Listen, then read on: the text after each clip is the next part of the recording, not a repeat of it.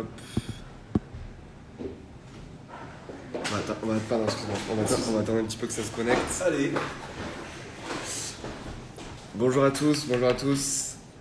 Allez, on va laisser un petit peu tous les gens arriver. Coucou. Voilà, c'est bon, ça arrive un petit peu. Du coup, on va commencer. Donc, bienvenue sur Les Grappes par un live. Donc, aujourd'hui, petit format différent. Donc, j'ai l'honneur de recevoir. Tu me flattes. Tu me flattes. J'ai l'honneur de recevoir du coup Thomas Bettner, qui du coup est responsable des ventes sur la maison Vatnac, à Cabardès, dans le Languedoc, juste à côté de Carcassonne. Donc voilà, c'est un honneur aussi pour moi de le recevoir, car du coup voilà, je suis aussi natif de la région. Donc du coup voilà, on sait où on est. Donc le format, ça va être vraiment de vous présenter un petit peu toute la maison et de pouvoir échanger avec lui directement. On a aussi pas mal de cuvées à vous présenter. Voilà, il y a un bolinaire juste derrière nous. Je pense qu'on va pouvoir aborder tout ça. Écoute Thomas, je vais te laisser te présenter un petit peu le domaine, quelles sont les régions, combien vous avez d'hectares, un petit peu tout ça. Tu peux nous dire. Alors moi je viens du domaine mais j'ai pas l'accent d'Antoine, c'est assez paradoxal. Par contre effectivement je travaille pour la maison Vatnac depuis 7 ans maintenant. Domaine familial, propriétaire récoltant à côté de Carcassonne. Sur l'appellation Cabardès, une toute petite appellation, l'appellation un peu pépite du Languedoc, parce que c'est 300-400 hectares de vignes perdus à l'extrême ouest du Languedoc, avant de basculer sur le Roussillon. Et on est vraiment à un carrefour climatique en fait, entre le climat plutôt océanique, donc qui nous vient du côté des Landes, du côté bordelais en fait, ouais. Et le climat plutôt méditerranéen. Deux courants venteux en fait qui s'affrontent du coup et qui nous offrent une dualité de climat assez intéressante, des températures assez élevées et à la fois une forte pluviosité, pluviométrie plutôt, ouais. avec une veine calcaire en fait qui est vraiment intéressante dans les sols, qui agit un peu comme une éponge, qui emmagasine beaucoup d'humidité, qui résiste au raisin tout le reste de l'année, et donc qui nous permet d'avoir un état sanitaire et un état sanitaire des vignes assez intéressant et assez optimal tout le long de l'année. Ouais, pour avoir vraiment des raisins qui arrivent à maturité optimale et avoir une bonne concentration de fruits. Exactement. Pour avoir des vins typés. Ça c'est vrai sur le papier. Après c'est vrai qu'on accumule les millésimes un peu à la con ces dernières années. On n'a pas de stress hydrique, on n'a pas ou peu de maladies parce qu'on a quasiment 300 jours de vent par an, donc les grappes sont plutôt bien séchées. Et tout ce que je dis a été balayé ces dernières années avec des événements climatiques qui s'accumulent. Mais pour reparler du domaine, c'est vraiment la continuité familiale. Alain Morel est le créateur du domaine, il a transmis à son gendre, Olivier Ramé désormais, qui est à la tête du domaine. Donc c'est une histoire de famille avec une succession de générations. Olivier qui a souhaité appliquer au domaine Vatnac tout ce qu'il a pu voir lui dans le cadre de sa formation en fait, dans les pays du Nouveau Monde, avec des vins plus axés sur le fruit, la fraîcheur, le côté authentique, droit au but, l'instauration de la viticulture bio aussi, qui est effective depuis le millésime 2021. Et travailler toute une multitude de cépages en fait, que tu peux remonter. Tout à fait, sortir des sentiers battus, sortir de notre zone de confort aussi, en plantant des cépages différenciants comme le Cabernet Franc, comme le Chenin Blanc aussi. On est sur une appellation qui n'autorise pas la production de vin blanc, mais on produit quasiment un tiers de vin blanc malgré tout, que ce soit vin de Pays d'Oc ou vin de France, parce que on est persuadé qu'on a un terroir qui s'y prête et on a quelques exemples qui laissent à penser qu'on ne s'est pas trop trompé. Carrément, c'est ça. Du coup, j'en profite juste pour dire et rappeler que du coup tous les vins seront disponibles sur les grappes commandables. Donc n'hésitez pas à aller jeter un petit coup d'œil. Et si on peut plus parler de toi, du coup, pourquoi tu as décidé de rejoindre la maison Vatnac et c'est quoi un petit peu ton parcours ? Alors moi j'ai toujours été passionné, intrigué par le vin depuis que je suis tout petit. Après, c'est vrai que j'avais jamais pensé en faire ma profession, mais quand j'ai fini mes études de commerce, il a fallu trouver une spécialité. Ouais. J'ai toujours beaucoup picolé, donc je me suis dit allez hop, allons-y. Non, j'ai connu. Autant allier plaisir, travailler plaisir. C'est ça, exactement, utile et agréable. Non, mais c'est vrai que je me suis dit pourquoi pas, autant travailler avec un produit qu'on apprécie. Et puis je me suis encore plus découvert une passion, c'est fascinant. Quand on met le nez dedans, on a envie toujours plus d'aller vers d'autres cépages, d'autres façons de faire, d'autres régions viticoles aussi. La chance qu'on a en France, c'est qu'on a énormément de régions viticoles différentes, des cépages différents. Donc on n'a jamais fini d'apprendre. Carrément. Et du coup, ta rencontre avec Olivier, pourquoi après la maison Vatnac, du coup, qu'est-ce qui s'est passé? Je peux pas tout dire. On peut tout entendre. C'est une histoire de personne, effectivement. On a bien accroché. C'est quelqu'un qui est passionné, qui est passionnant aussi. Parce qu'il aime ce qu'il fait et ça se sent. Dès les premiers mots échangés, voilà, on sentait qu'il y avait un vrai projet, une vraie conviction, une volonté de construire quelque chose d'un peu différent. Ouais. Moi, je travaillais à Chablis auparavant et j'avais besoin de nouveautés, de sortir aussi moi de ma zone de confort. Tout le monde m'a pris pour un fou, parce que quand on vend du Chablis et qu'on annonce qu'on va aller vendre du Cabardès, on se dit mais c'est une régression. Oui, c'est une régression, alors qu'au final, en fait, il y a une vente fraîcheur qui arrive sur le Languedoc, avec, qu'on va le voir aussi, une vraie identité visuelle. Ouais, et puis ça m'intéressait de m'inscrire dans ce projet qui était plein de challenges, plein de défis. Plein de défis, carrément. Et du coup, tu as réussi à relever, et on va en parler après. C'est encore en cours, ça. Ouais. Et du coup, donc, on a parlé un petit peu du parcours un peu atypique d'Olivier. Donc lui, c'est le gendre d'Alain Morel, ouais, tout à fait, okay. Absolument. Et pas du tout issu du monde du vin, il était dans la fusion-acquisition d'entreprise chez Price à Paris. Et... Ah oui, du coup, rien à voir. Revirement de situation. Absolument. Il s'est dit que c'était peut-être l'occasion de sa vie de changer de vie, justement, de retourner à des choses un peu plus terre à terre, c'est le cas de le dire. C'est clair. Pas le choix le plus facile, parce que ça allait bien à Paris, mais voilà, remettre les bottes à Carcassonne et puis aller travailler avec la famille, c'est parfois des paris aussi. Mais, en tout cas, on a un beau paysage dans le Languedoc. Carrément, je ne dis pas, non, et puis je crois qu'il avait besoin aussi de retrouver un peu de sens à ce qu'il faisait. Ouais. Et c'est vrai qu'en quelques années, il a réussi à faire du domaine ce qu'il souhaitait. En tâtonnant, avec que des choix payants, mais malgré tout, aujourd'hui, c'est super, parce qu'on est sur 135 hectares aujourd'hui, avec quasiment une quinzaine de cépages travaillés, la plupart en monocépage, de plus en plus de vins de France, donc vraiment pour sortir des sentiers battus et assumer notre rôle de vigneron, qui est quand même de hiérarchiser nos sols, de savoir quel cépage s'épanouissent le mieux sur tel ou tel terroir. Et puis appellation ou pas, au domaine, en tout cas pour nous, c'est pas un problème. Les vins de France, ça nous va très bien. Et du coup, avant de parler un petit peu des vins, est-ce que tu peux nous dire, aujourd'hui on parle beaucoup de gel, là on a eu des épisodes de grêle, comment du coup ça s'est passé à la maison Vatnac Eh ben, pour l'instant tout va bien. On est sur une table en bois. Le bois, ouais. Non, ça s'est plutôt bien passé pour nous cette année. Alors on sort de 2-3 millésimes compliqués quand même. Ouais. L'an dernier, on a pris 3 épisodes de gel quasiment consécutifs avec une avance dans les vignes de près d'un mois. Donc les dégâts étaient colossaux. Ouais. On a perdu quasiment 40% de nos vins blancs. Et comment tu arrives à contrebalancer cette perte? Alors on a la chance d'avoir des liens forts avec des vignerons partenaires.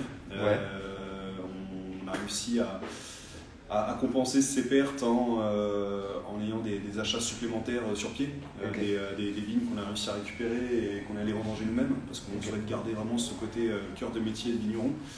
Mais on n'a pas pu reconstituer l'intégralité de nos stocks. C'est vrai qu'actuellement on avait réussi à reconstituer grosso modo 80% de nos stocks de blanc, mais 80% par rapport à une année Covid aussi, où toute la partie CHR était un peu en sommeil. Et donc là, ça s'est réveillé, forcément. On a beau faire ce qu'on veut, on a essayé de ne pas prendre de nouveaux clients sur les blancs, on a essayé d'avancer avec les gens avec qui on avance depuis plusieurs années. C'est compliqué. C'est compliqué. On sait pas faire. Puis tu as une demande à laquelle il te faut répondre, donc forcément aller compenser cette perte et d'aller aussi faire travailler les vignerons voisins, les viticulteurs voisins. Du coup, c'est aussi une belle chose. On va parler d'une des particularités de la maison Vatnac, qui du coup en fait est cette forte valeur ajoutée. Donc en termes d'étiquette, je vais juste montrer un petit peu ici toute la gamme. Donc on voit en fait c'est assez unifié, donc avec vraiment une étiquette blanche, avec des fois quelques petites phrases, quelques mots sur les vins. Et du coup à chaque fois on va retrouver Steph, Eve, Georges, Jeanne. Donc à chaque fois c'est toute la famille. Toute la famille, voilà. Donc il veut vraiment mettre en avant, représenter les différents membres de la famille. On a deux gammes en fait. On a la gamme signature qui est effectivement la gamme un peu historique, donc avec les personnes de la famille. On a essayé de construire les cuvées en parallèle avec les personnalités de chaque membre de la famille. Ouais.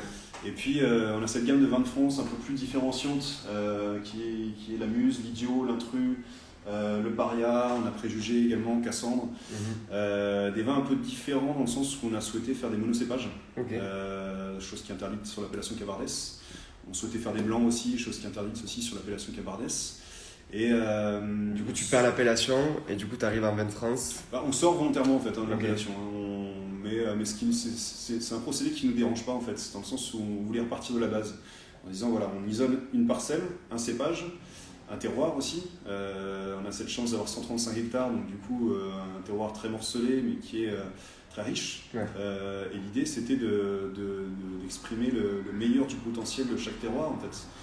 À travers des cuvées identitaires. On va goûter tout ça, mais du coup, ce que moi je voulais dire pour insister sur ce que vient de dire Thomas, c'est vraiment, nous les grappes, ce qu'on souhaite faire, c'est du coup faire intervenir les vignerons et qu'ils puissent se mettre en avant et expliquer justement pourquoi ils sortent volontairement d'une appellation et du coup faire parler leur vin et faire parler vraiment le domaine. Donc moi je vais chercher ça vite fait, donc on va commencer avec la petite dernière Candide. Qui n'est pas même, ça fait quoi, combien de millésimes? Ça devait être 2017 le premier millésime. 2017, ouais. C'est le troisième millésime produit.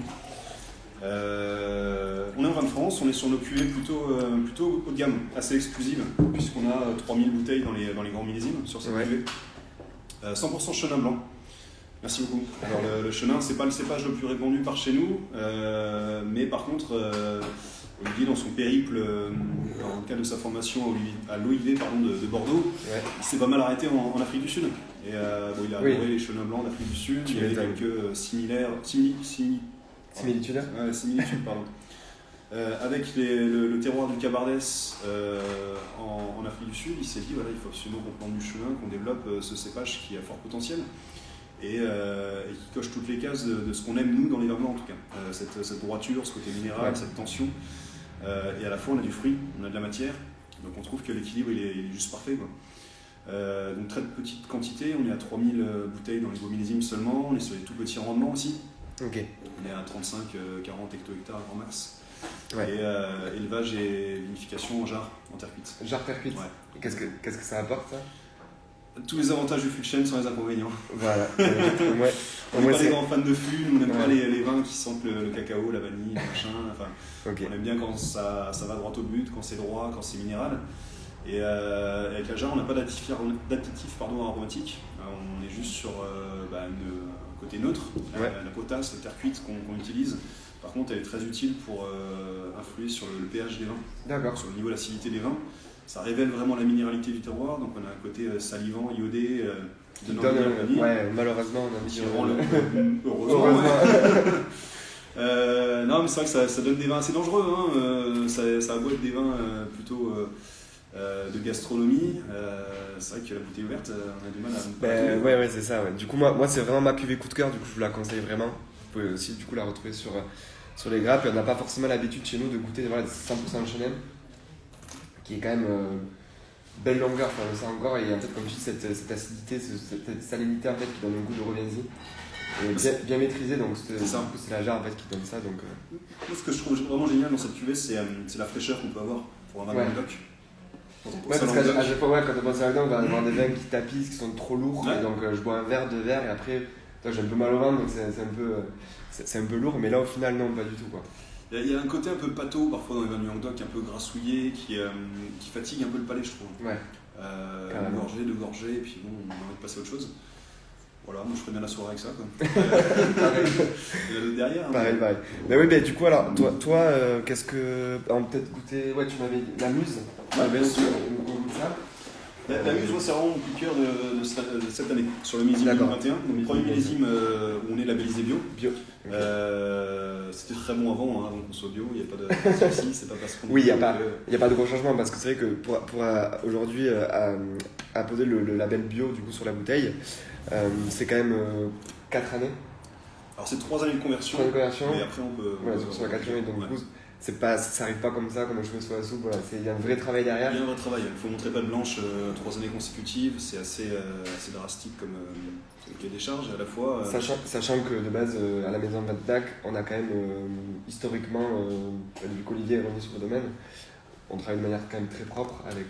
Oui, on était en TerraVitis pendant très longtemps, qui était un label qui nous allait bien, qui nous permettait d'avoir un petit peu de jeu de jambes dans tout ce qui est traitement des vignes.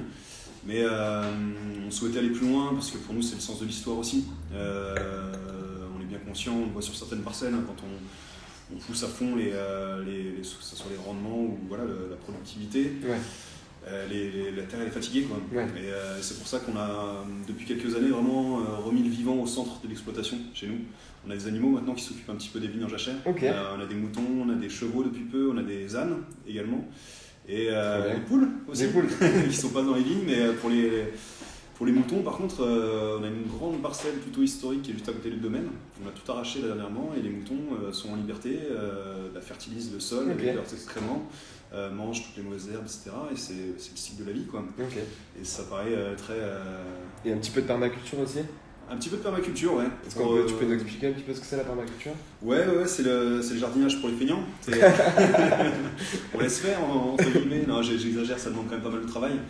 Mais c'est vrai qu'on avait une partie du domaine, une partie du jardin qui était inexploitée, où on stockait plutôt du matériel. Ouais. On a souhaité essayer ce côté permaculture avec un espèce de grand potager qu'on construit à base d'excréments de chevaux, de paillage, de manière à garder en fait l'humidité dans les sols.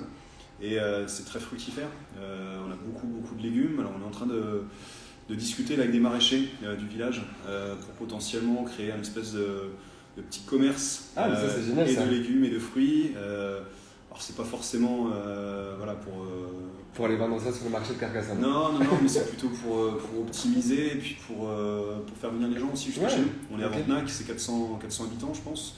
Grosso modo, on est à 8 km de Carcassonne, faut venir nous chercher. J'y suis allé, franchement, on est vraiment très bien reçus. Ah ouais, c'est sûr. C'est charmant, c'est super sympa, mais on n'a pas pignon sur rue. Enfin, faut nous trouver, il faut faire la démarche de venir jusqu'à chez nous.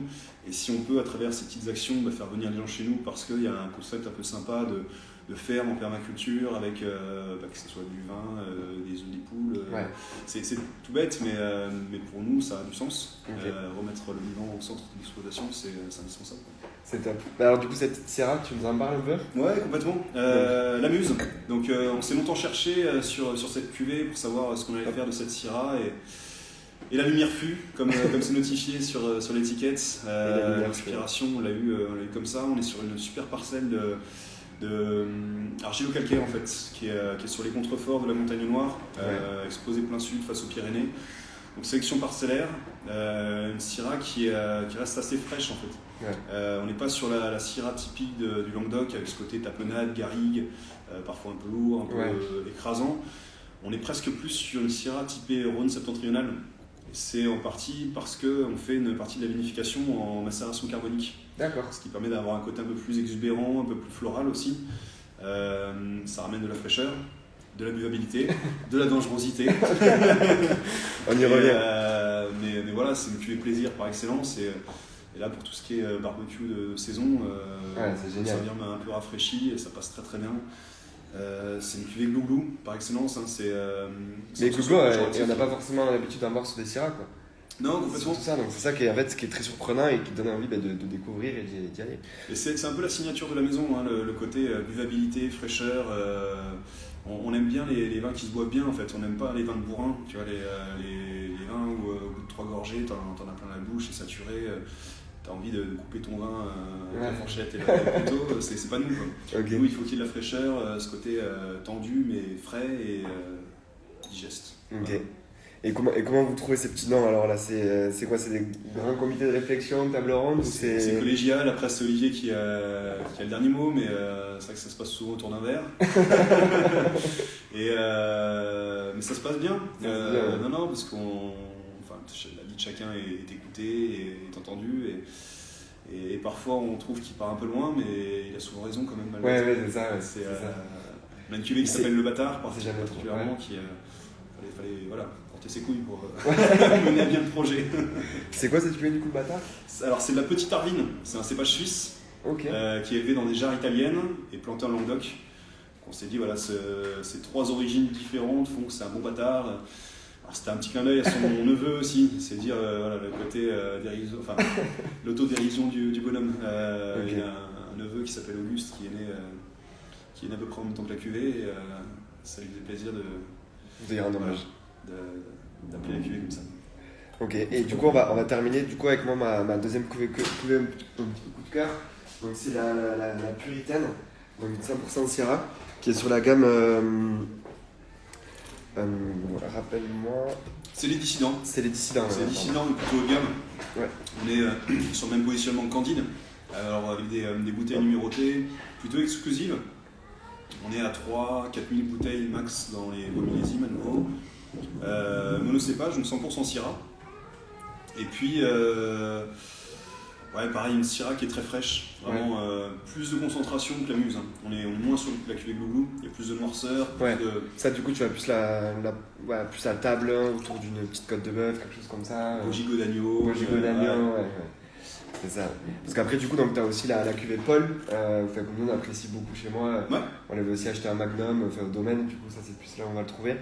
Mais qui, du coup, en fait, voilà, tu as aussi fait 100% Cabernet Franc. Voilà, c'est vraiment des vins vraiment à découvrir, une gamme. Oui, et puis vraiment identitaire, dans le sens où. Je te sens un petit peu. Pas de souci. Merci beaucoup. Identitaire dans le sens où on a vraiment envie de véhiculer quelque chose avec ces cuvées. C'est pas que du vin, il y a un message derrière, il y a une réflexion, on bâtit vraiment notre cuvée autour d'un message qu'on souhaite transmettre. Pour nous c'est important. Voilà, le produit, le vin, on l'a beaucoup intellectualisé par le passé. Nous on souhaite un peu remettre l'église au centre du village en se disant on fait du raisin pour faire du vin, pour boire des coups, pour passer des bons moments avec les potes. Et à la fois, on fait les choses sérieusement, mais sans se prendre au sérieux. Et Puritaine, c'est un peu dans cet esprit, c'est une Syrah vraiment racée, qualitative, belle concentration, une belle fraîcheur.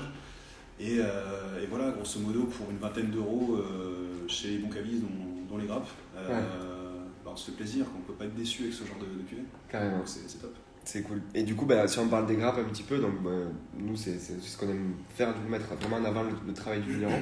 Mais du coup, pourquoi avoir rejoint les grappes, la communauté, du coup Nous, c'était une évidence dans le sens où on n'était pas très présent sur Paris. Ça a commencé comme ça à la base. On s'est beaucoup reconnu dans le concept Les Grappes, le côté jeune, dynamique, l'envie de casser un peu les codes aussi. Hein.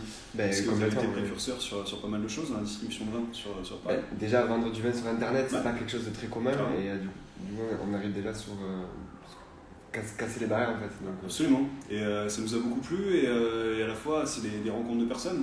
Quand ça matche bien avec les acheteurs, les décisionnaires et puis l'équipe commerciale dont tu fais partie. Hein, mais quand on est une Carcassonne, c'est encore plus simple, on va dire. On a trouvé le meilleur des ambassadeurs, c'est moi. Voilà, non, mais c'est vrai qu'on partage des valeurs communes, je pense, et pour nous c'était une évidence. Vous nous avez suivis sur la plupart des projets qui parfois, sur le papier, étaient un peu délirants aussi, et nous on conçoit cette relation comme un partenariat plutôt qu'une relation acheteur-vendeur. Carrément, c'est pour ça que tu es là aujourd'hui, qu'on est allé déjeuner chez les clients, qu'on peut recevoir aussi des clients dans nos locaux, et on est fiers de te représenter et de représenter du coup la maison de Vatnac. Quels sont un petit peu les projets? Alors j'imagine qu'il y en a plein, parce que tu nous as un petit peu parlé d'Olivier qui a des projets un petit peu fous à droite à gauche. Mais qu'est-ce que vous prévoyez dans les années futures? Il y a toute la partie permaculture, on l'a déjà évoqué, hein, qui est en phase de développement. Après, c'est vrai qu'on a mal habitué nos partenaires dans le sens où on avait une cuvée nouvelle chaque année. Et du coup, c'est un peu le jeu en ce moment de se dire alors ce sera quoi la prochaine. On a fait beaucoup de boulot pour réduire la gamme quand même. Faire en sorte qu'on ait une gamme un peu plus resserrée. Et qu'elle ait du sens. Ouais, exactement. On avait marre d'accumuler les étiquettes, etc. On préférait avoir une gamme un peu plus resserrée. On a quand même 15 ou 20 cuvées, une petite vingtaine on va dire de cuvées. Ça fait du boulot. Ça fait beaucoup quand même déjà. Il y a cet aspect plein de matières sèches différentes, mais il faut se représenter aussi que chaque cuvée il y a une cuve. Donc au domaine on n'est pas non plus extensible à outrance. Non, à l'avenir, nous, ce pourquoi on milite actuellement, c'est plutôt faire moins mais mieux. Mais ça va dans l'esprit de remettre le vivant au centre de l'exploitation. On a 135 hectares en propriété, ce qui est une taille carrément respectable, assez balèze même. Mais enlever cette image un peu du Languedoc qui fait, comme on dit, grossièrement pisser les vignes, plus concentration, peut-être moins de rendement. mais au moins avoir des jus plus qualitatifs. Ouais, complètement. Olivier travaille depuis quasiment une quinzaine d'années maintenant. Ouais, il fait ça bien. Ouais, carrément. Que des bons retours. Donc, mais c'est vrai que l'idée, on ne souhaite pas continuer à grossir de façon démesurée, c'est pas du tout l'intérêt. Enfin, nous, on ne voit pas d'intérêt en tout cas. On est très content de la taille qu'on a actuellement, du développement, etc.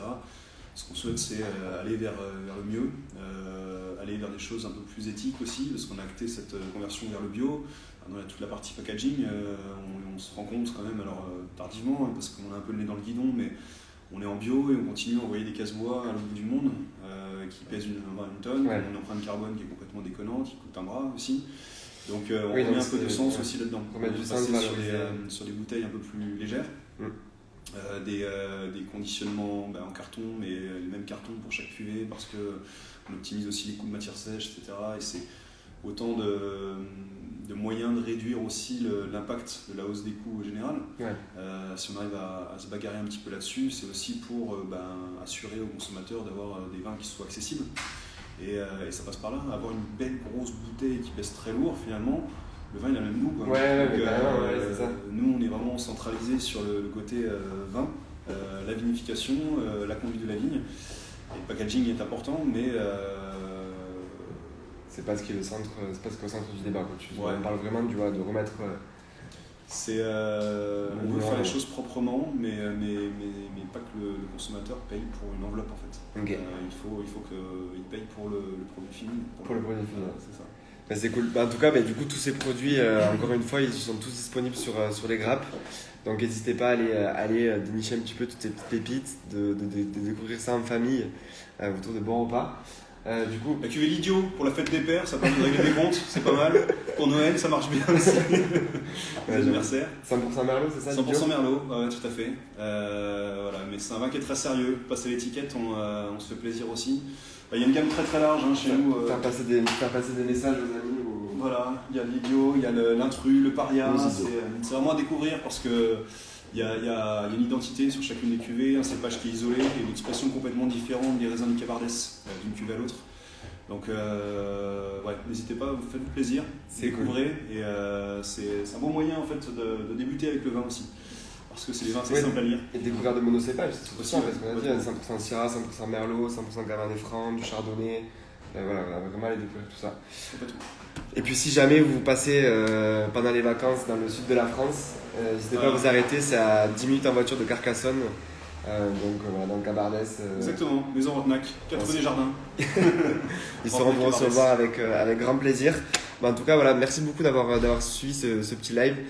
Nous, avec Thomas, on va aller boire un petit coup avec les équipes des grappes. Encore tous ensemble. Écoutez, bonne soirée à tous. Merci encore de nous avoir suivis. Merci Thomas. Merci à vous d'être venu nous voir. Merci pour votre attention. Et puis je vous dis à très bientôt. Salut. À bientôt.